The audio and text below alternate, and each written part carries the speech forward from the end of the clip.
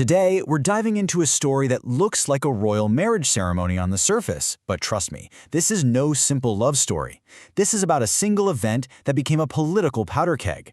Draupadi Swayamvar wasn't just about her choosing a husband, it was about settling old grudges, building new alliances, and, well, accidentally lighting the fuse for a war that would change everything. And that's exactly what it was, a stage.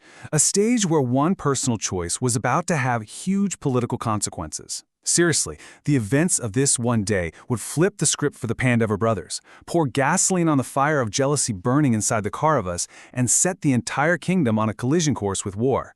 So yeah, this wasn't just a wedding, it was the beginning of the end. All right, so let's set the scene. At the heart of it all is Draupadi, the daughter of King Drupada. Now, she wasn't just any princess. She was literally born from a sacrificial fire. Fiery, smart, and incredibly beautiful. Her father was dead set on finding her a husband who was the best of the best, a warrior without equal. So he threw a massive party, a grand Swayamvar, a ceremony for her to pick her man. Just imagine this, a giant hall, absolutely packed with the greatest kings and warriors of the era. The air is just thick with pride, ambition, and tension. You've got Duryodhana and the Kauravas strutting around, oozing arrogance. You've got their powerhouse ally, Karna. And then, hiding in the crowd, dressed up as poor Brahmins, are the Five Pandava brothers, the very same guys everyone thought had burned to death. Now, the challenge itself, it was just insane. This was way more than just shooting an arrow.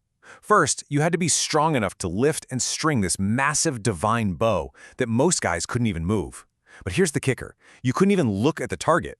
You had to look down into a pot of water and aim at the reflection of a tiny spinning fish way up on the ceiling. It was a test of strength, skill, and focus so ridiculous it was practically designed to make everyone look foolish. And you know what? It worked.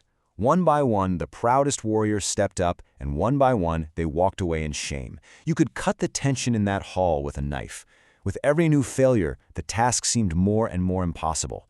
And then, a man walks up who everyone is absolutely certain is going to do it. The moment Karna walked towards the bow, the whole place went silent. His skill was legendary. He strolls up to this divine bow with total confidence, lifts it like it's nothing, and you can just feel everyone holding their breath. He's about to string it, about to take the shot, about to win Draupadi. And then he stopped dead in his tracks. And those are the words that change everything.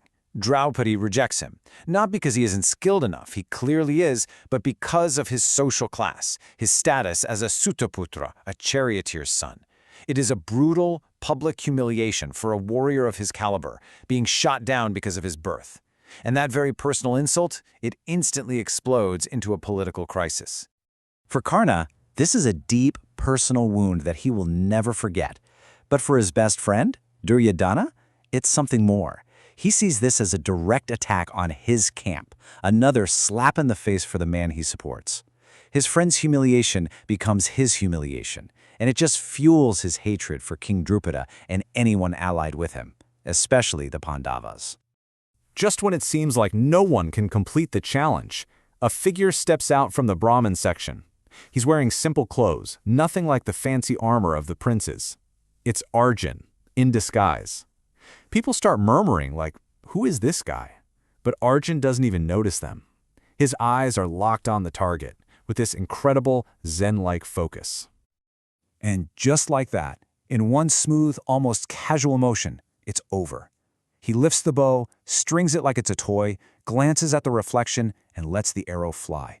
A split second later, whack, right through the fish's eye. Perfect shot. The hall just erupts. Draupadi puts the winner's garland around his neck. The unknown Brahmin had done the impossible. But Arjuna's incredible victory wasn't the end of the drama, not by a long shot.